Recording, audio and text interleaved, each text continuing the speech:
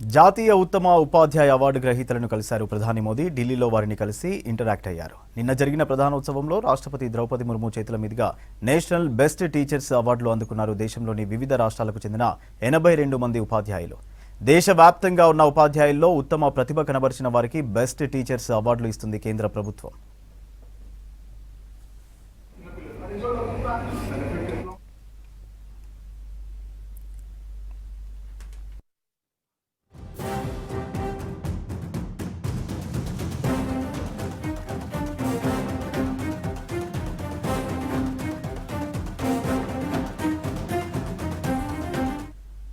జాతీయ ఉత్తమ ఉపాధ్యాయ అవార్డు గ్రహీతలను కలిశారు ప్రధాని మోదీ. ఢిల్లీలో వారిని కలిసి ఇంటరాక్ట్ అయ్యారు.